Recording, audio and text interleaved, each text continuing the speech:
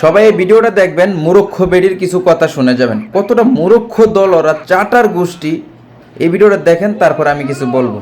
সারাদিন জামাতের আমিদের মুখে শুনবেন মা বোনেরা, এবং সারাদিন শুনবেন কি আজকে বলেছেন নারীদেরকে উনি মাথায় করে রাখবেন। কেন ওনার মাথায় আমাকে চড়তে হবে বলেন তো? নারী কি কোনো আলাদা স্পিসিস যে তাকে মাথায় চড়তে হবে? কেন আপনি নারীকে সারাদিন মা এবং বোন বলবেন?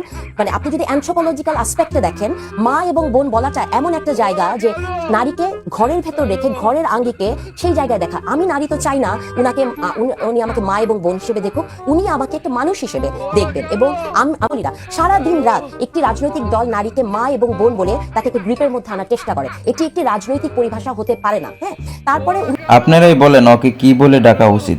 ওই রাস্তার মেয়ে, হোটেলে কাজ করা মেয়ে, ইমুতে কাজ করা মেয়ে, আর এরকম নষ্ট মেয়েকে ওখানে গিয়ে কথা বলার সুযোগ কে দেয়?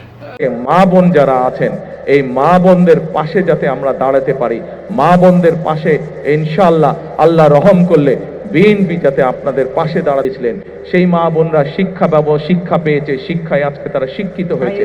কিন্তু সেই মা বোনকে অর্থনৈতিকভাবে আমরা যাতে সচ্ছলভাবে গড়ে তুলতে চাই, সেই জন্য এইরকম একটি ফ্যামিলি কার্ড আপনাদের কাছে পৌঁছে দিতে চাই মা বোনদের কাছে।